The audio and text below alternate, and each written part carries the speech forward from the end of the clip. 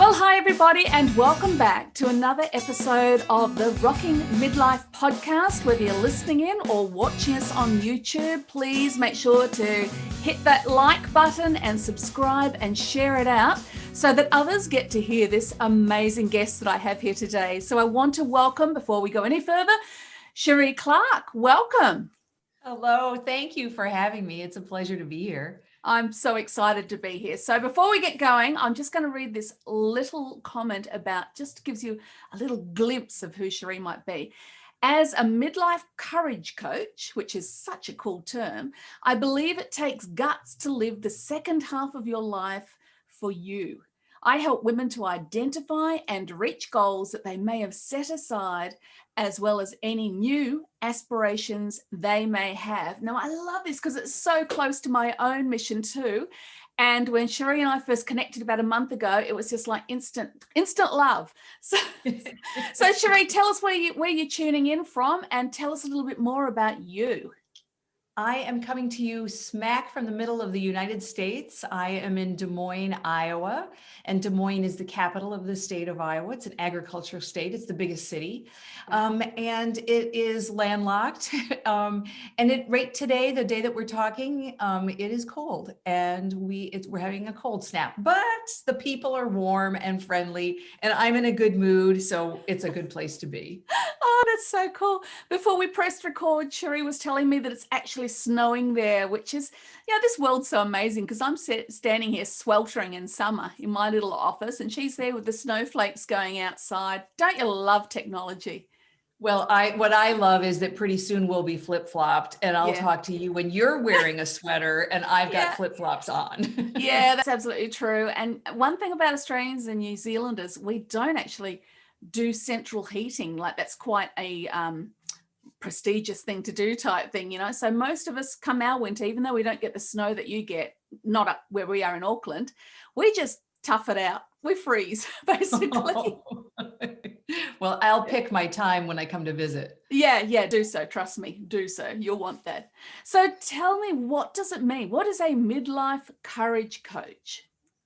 Well, as you indicated, Kat, when I say it takes guts to live the second half of your life for you, I sometimes will add when you've lived the first half for everybody else. When I say that, women in particular at this point in our lives understand that concept because we have done so much for so many others. Yeah. And so one of the things that I do when I start working with women is we take an inventory of all of the roles that you have, especially in even just a snapshot of the current life. So for example, one role that everybody listening has is that you're an offspring. You have parents, and just by virtue of being here, and sometimes that's a complicated thing because you have more than one set of parents. If there was a divorce, or if you were adopted, or if you have whatever different parental relationships, that is a role, and that comes with responsibility. That it role does.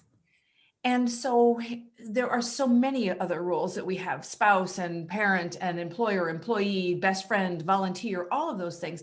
And with each of them comes a duty or a commitment. And we start in my work, in my world, looking at that and taking an inventory so that at least, if nothing else, you can say, oh, holy cow, no wonder I feel tired. Look at my job. That's so true. And it's, we are so in sync because I've just about finished the first draft of my next book in the 21 Hacks series. And this one's going to be 21 Hacks to Rock Your Midlife.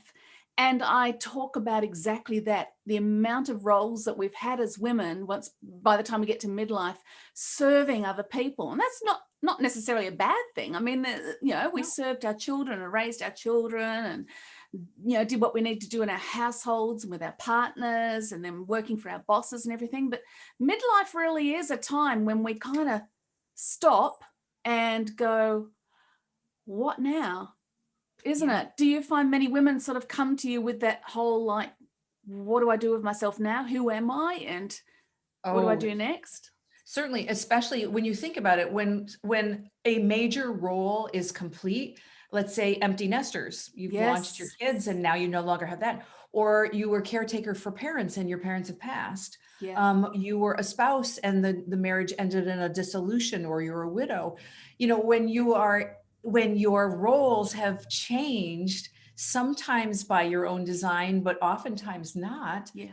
there's a moment, a come to Jesus moment, where you say to yourself, what do I do now? Yeah. And that's a great place to be. I mean, it doesn't feel like a great place to be, and it doesn't sound like a great place to be. But here's the thing, But just it being able is. to ask that question Yeah. puts you in the driver's seat. Absolutely. Did you have a moment like that yourself? Because I know that I certainly did. Oh, I What had was a your few of them. moment? Yeah. So one of my big ones was, I'm a serial entrepreneur. I have owned businesses since I was 28 years old. And one that I owned was a successful advertising agency. And I had owned it for 25 years. And so I was 53. And if anybody's trying to figure out the math, I'll make it easy for you. I'll be 65 this year. So I've had a few Hang on, life hang on. transitions. Say that again. You're 65 this year. Yeah. Oh my gosh. Okay. So people listening to the podcast, put your earbuds down now and go to YouTube and have a look at this lady. You look so vibrant. You look amazing. And it's not about long hair, which you have beautiful long hair. It's about you have so much energy and excitement and vibrancy. And wow. Okay. I got a new role model. Keep going. Thank you. Thank you. Well, and we can come back to vitality and that type of thing, because that's an important topic for at this point in life. So when I was owning my advertising agency and I came to that point, that moment in time, nothing happened to it or to me. What happened was that I realized I wasn't getting the joy out of it anymore. That after 25 years, I started to feel less like I was running the show and more like the show was running me. Oh, yeah. And I had the Sunday night blues, and I don't know if that's a phenomenon that you talk about in your country, but here in the U.S., it's a real thing. Sunday night, when you've got to go back to corporate America, Yeah. Monday morning, a lot of people get into the drinking, or they're depressed, or they call in sick. It's a thing. Yeah. And I had it, but I owned the company. Oh, So no. yeah. So that was my take stock moment. Yeah. And I ended up leaving. So Wow. Yeah, mine, which I've written about a few times, was when I was 43. That was my first one, because like you mentioned too, it's continual, isn't it? You're always evolving and reinventing and everything. But my first real come to Jesus moment, like you, was when my daughter, I can picture it so clearly. I was sitting out on our deck with my daughter, and the last 6 years, I'd actually homeschooled my two teenagers because they were traveling the world with their sports, because they were both quite elite, standard with what they were doing. And as I sat there next to her, she was opening university acceptance after university acceptance. She had all these offers and she was so excited, and we were so proud of her. And deep inside me was this huge, oh, heck, I'm redundant now. What do I right. do now? And that was the moment for me. And Yes. yeah. Yeah. What is it about years that end in 3? If anybody's Oh, listening and you're, yeah. 43 or 53 or, maybe 8, it just Yeah. seems like there are certain years and certain times of our life that just are ripe for that. Yeah. And you think it's not going to happen to you and you're going to escape it. Oh no, I'm not going to get a divorce in my 40s. Yeah. Oh no, I'm not going to, whatever it is. And sometimes we find out that, holy cow, I got dealt that hand too. Yeah. Yeah, I've got a number of friends that I've seen go through that very thing. And it's, yeah, midlife is it's like a roller coaster, isn't it? Because you're dealing with all these life events, like you mentioned before, your parents are aging, you may be having to look after them, or they may have passed on. So you've got all the grief and all the, trying to work out who you are now without them in your life. And then this whole world ahead of you of what's next? What's next? And I know so many women, I say it exactly like you do. So many women are either going to dig up that dream that they put aside while they were serving everybody else, or if they're brave, they start dreaming again and think Yes. about, what could I do?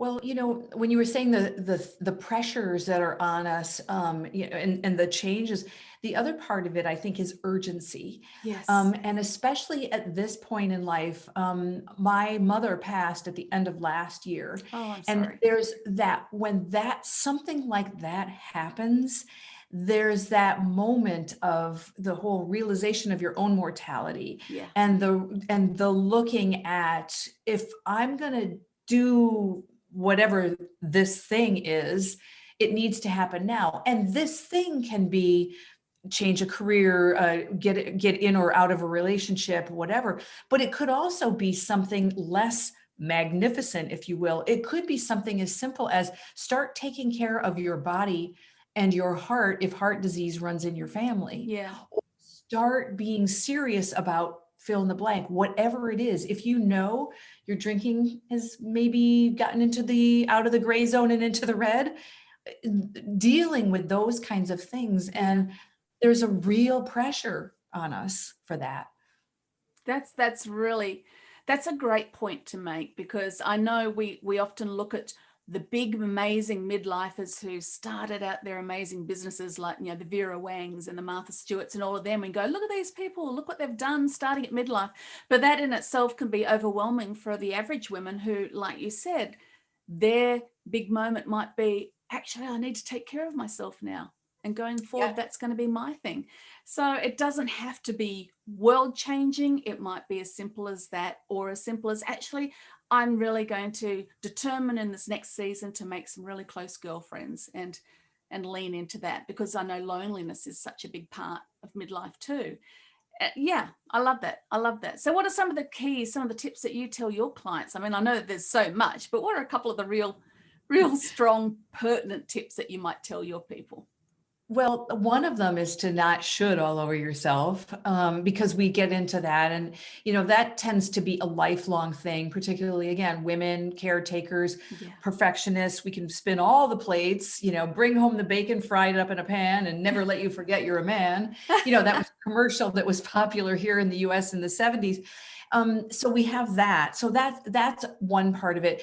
And the other part of should is measuring yourself by someone else's yardstick. Oh, that's Um, good. Yeah. yeah, there's a lot of, I see a ton of the pressures of, well, she did this and I know I should keep working, but I want to retire.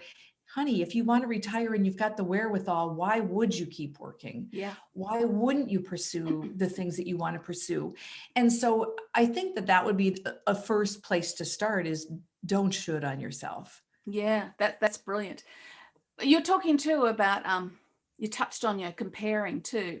Do you think social media is a bit of an issue there, even for midlife women? I know Oh, what I think. I'd love to hear what you say. yes, it is. And so we have FOMO too, fear of missing out, just like the kids do, Yeah. looking at things. Of course we do. And it's hard to not, and it's understandable. And I'm not saying that we should even necessarily try, because sometimes that's also incentive. It can be incentive. If I see someone doing something and I know I'm capable of it, but I've been kind of, letting myself off the hook a lot, I might say, well, you know what, darn it, if she can do it, I can do it. So in that regard, it plays a role. But there's also a thing I call joy of missing out. And Yes. sometimes, and to be frank with you, there have been some good things about this pandemic. Now, the heartbreak and all of the other economic Yeah. devastation notwithstanding, in some regards, it's been nice to not have to say yes to every damn thing that's offered to you. Absolutely. Yes. I hear you. You feel it too? Oh yeah. Yep. And I'm grateful.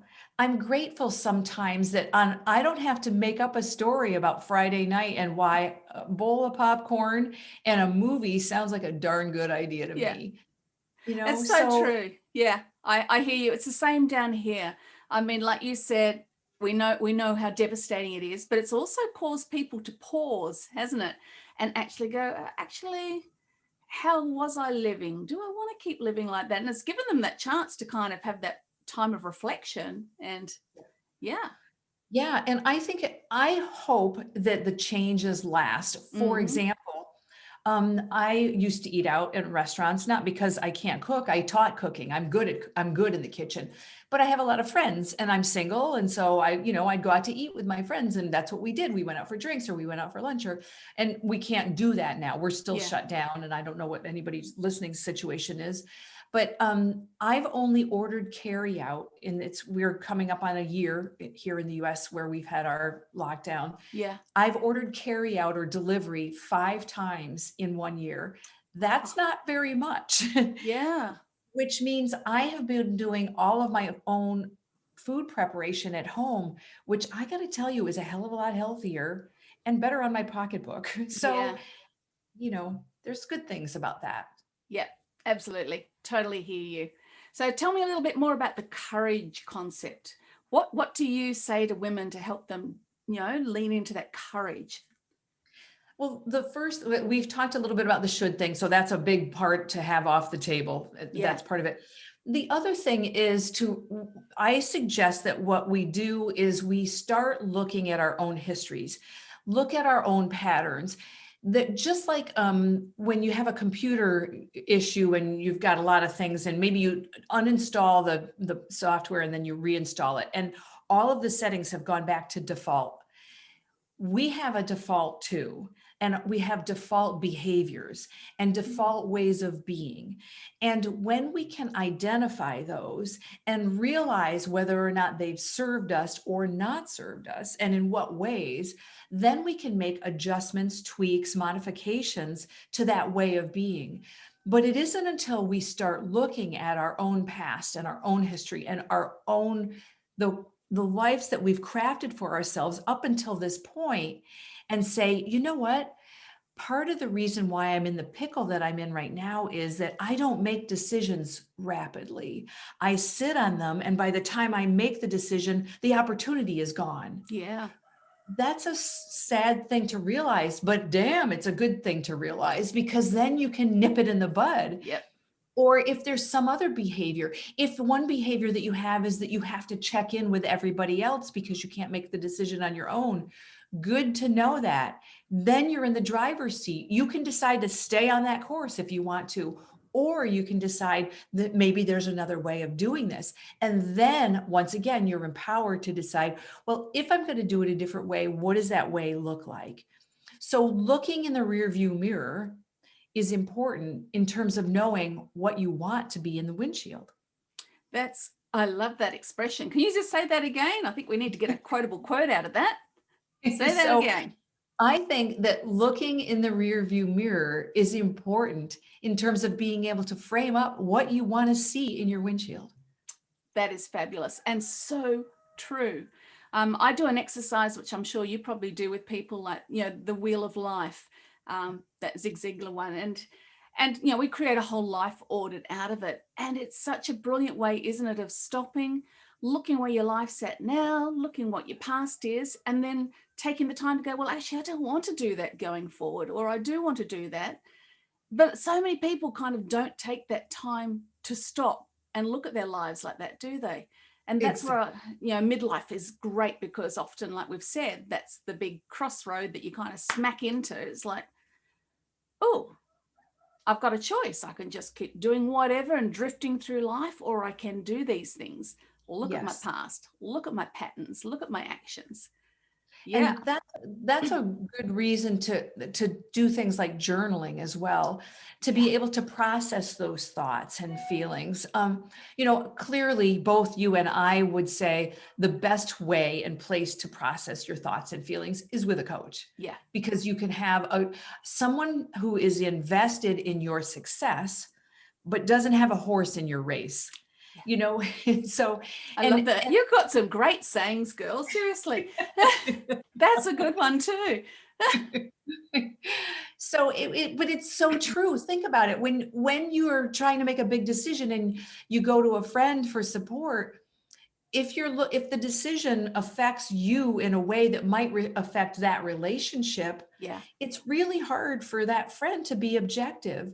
If you're looking at taking let's say another job that would require you to move 3,000 miles away from your friend can be objective up Yeah, until a point. But absolutely. if it were me, I'd say, no, I think it sounds like a bad job. I Yeah, mean, yeah, who wants to say goodbye to a friend? So there's always that kind of underlying current and the whole kind of competing priorities, where with a coach, what we really want is what you really want. And I yes, think that there's something about that that people who haven't had coaching before can't really appreciate. yeah, yeah. That's so true. I know the best times that I've ever made any type of transformation, whether that was in the gym years ago or in my own life, is when I invested in a coach. So, Yes. I used personal trainers at the time. I've used business coaches, I've used life coaches, Yep. and it's exactly what you said. It's that neutral person who isn't going to bring their own subjective thoughts into it. They're reflecting you and wanting the best for you based on what's coming out of you. So powerful, so powerful. And oh gosh, I'm getting so excited. My brain's going crazy here. That's what it's like when you talk to me. My head goes so far ahead of the mouth sometimes. I can see you blowing out, your hair blowing up. Yeah. Yeah, that's basically it. Basically it. Talking about coaching and working with women and getting that stuff out of them so that they can start making choices. This is a real left field question I'm going to ask you here. Do you find differences between your extroverted women and your introverted women? Oh gosh, yeah. What's one of the things that's interesting is that there are some that think they're one and actually are the other, or there's some that you might think are some. Like, I'll give you an example. Most people who know me, including my friends, would say she's an extrovert. I mean, and it's true. If you put me into a social situation, drop me in the middle of a cocktail party, I'll find some friends or introduce people or whatever. But I refuel by being an introvert. Mm, And that, I think, is an important thing to recognize. yes. So to understand that I can be the life of the party. Absolutely. And I'm not saying that to be braggadocious. I'm not afraid to go up and talk to strangers or have a conversation about something I may not even know anything about. What the hell? Let's bring it on. But I need alone time to recalibrate, Yep. re-energize, and Recharge. I Yep. Yep. And I suspect you might be the same way, because we're high energy and we attract people. And then you get to a point where you're giving, giving, giving, giving, giving. And then you finally are like, I'm depleted. I Yes. need to refuel. Is that for the same for you? Absolutely. Absolutely. I'm actually a real introvert in real life. But at the same time, I've been a performer most of my life as a professional musician. And people don't understand that because they see you bouncing around on the stage or speaking in front of people or, recording live online like this, but they don't see the person who then goes home and just can't talk to anybody and needs time out and doesn't answer messages. And it's a really powerful thing to learn about yourself, I think, because it helps you then put the right boundaries to make the right decisions and Yes. and go forward with this second half of your life, like you said before, in the driver's seat. And Yes, and to not that's have shame huge. about it, Yes. to not feel like, oh, well, I should. Earlier when we were talking about Friday night and a bowl of popcorn and, Yeah. curling up in front of a movie, there was a time in my life, because I've been like that it's not a recent thing. It's Mm. like even in my 20s when, there were times that I missed going to rock concerts because the idea of being in an arena with 3,000 people after having had a week like I had had, I was like, oh my God, Yeah. even in my 20s, I I thought, hear you. I hear you. I don't I'm want to do happy to that. be on the stage where I'm task orientated playing. Right. I don't think I've ever stood in a mosh pit or in a big concert in the audience. Just Yeah. can't do it. It's just, and it's not about claustrophobia or germophobes or any of that. It's Yep. just, it's depleting. And New Year's Eve parties, I've never liked them, No. like that kind of thing. I would rather have a dinner party. Give me Yes. 4 people at a table candlelight and a And vibrant great conversation. conversation. Yes. Yes, exactly. So it's knowing, and the coaching part of it, which was your original question, Mm. the coaching of people, it's helping them to understand, recognize, and embrace where they get their refueling and their Yeah. energy and where their joy comes from. Yeah. That is where the coaching part comes. It's in not denying yourself those things that keep you stable and vibrant. Love it. Yeah. That's so, I know, sorry to take you out there on that one, but I just think that's so powerful. I know when I finally found out about introversion and extroversion, it was a number of years ago now, it was like a weight lifted off me, because it's like, oh, I am okay. It's all Right. right. Because like you in my 20s, I do things, but I just need time out. And the thought of going to big concerts, couldn't do Yeah. it. Could play in them, but couldn't go attend them as someone who didn't have something to do and be focused on. And Right. I even remember as a kid, how the friends used to come. This is many years now, but the neighborhood kids would come to the door and knock, and so come out and play with me, and I'd often say no because I just wanted to read a book on my own. It was just Yes. that Yeah. recharging thing. Yeah. Exactly. Hammocks. I love a hammock in the summer with a good book. It's wonderful. Oh, And blissful. even being in communion, like being next to someone in a hammock, both of you reading there, Yes. that's bliss. Oh, And yes. and you can interrupt the other person and say, "Hey, listen to this." And then you read them a quote and they acknowledge it. And then you both go back to what you're Go doing. back to it. That is heaven. But We need to 3,000. hang out, girl. We need to find somewhere midway when the travel bubbles open. We can sit there in silence with each other. And we'll find some book that we can then swap Yes. when we're done reading them. Absolutely. Oh, I love it. So, Sheree, I know you've got an amazing website. I've actually got it pulled up here, and I've been having a look through it. And you've got so much great stuff there. But I know that you mentioned that you've got a free gift. So, could you tell us a little bit what that is, please? And we'll make sure all of your links are here with the show notes and on the YouTube station. Absolutely. I did. And what I did for the free gift was I actually even printed it out. So if you're watching the video connected with this, I'll show you what it is. This is a journal scrapbook, and I cool. printed it out on 2 pages. And what it is, it's really fun. I love the concept of journaling, and I love self-exploration. I love looking inside and seeing what makes myself tick. And this is a little platform, a little bit of some prompts, really easy to do. And you just write down some things that kind of get you thinking. Yeah. And if I've done my job properly, then your thinking will lead to more thinking, which will lead to other things. And so it's never just one question. It's like those Russian dolls, there's one inside of another. So that is my gift to you. And I understand you're going to be giving the link for that. I will be. Thank you so much. That sounds fabulous. I'm going to be downloading it myself straight after this. So, Sheree, thank you so much for being with us. I just love your energy, love the connection, and I love the fact that we're so in sync with our messages. And I need to mention too, because for people listening, because this will go out pretty soon within the next month or so. So we're in February at the moment. But the way that we actually both connected was Sheree reaching out to me to be part of an interview series that she is doing. So I'm going to pop the links for those too. Could you tell us quickly what that's about, please? Yes, absolutely. So a couple of times a year, I host an interview series, and I interview experts on topics that have interest to women at midlife. And so sometimes it's the usual suspects. We might talk about hormones and divorce and retirement savings, but other times we'll talk about other kind of ancillary topics. We might talk about our relationship with alcohol, our relationship with our companion pets and animals, because very often when you're an empty nester, you've got the dog or the cat, That's and that's huge. very much a part of your family, or Yes, caretaking, and different things of that nature. So the interview series that's coming up that you'll be a guest on is airing in May. The registration for that will be open soon. You'll give the information for signing up for that. But if people are interested in the meantime and want to reach out to me, just drop me an email. Kat will give you a way to reach me, and I'll make sure that you're on the guest list for that.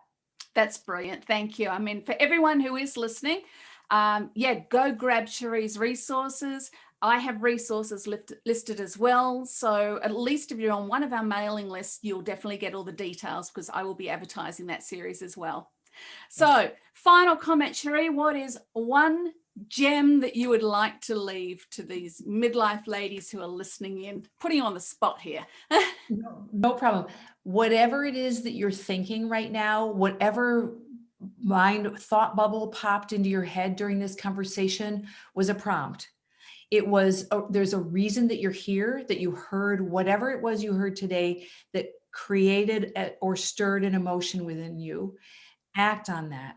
That is a signal. That is a sign. That is a reason why you're here today. So act on it. I love it. Thank you so much. It's just been fabulous having you here, and I'm looking forward to chatting to you later on for your midlife interview series. So thank you so much, Sheree Clark. So everybody, thanks again for listening in and listening to this amazing lady's wisdom. Make sure you go grab her resources, go through those links. Please hit and subscribe and share out this episode so that our midlife voices are out there being heard, and women in particular can be reminded that their midlife can rock. See you next time.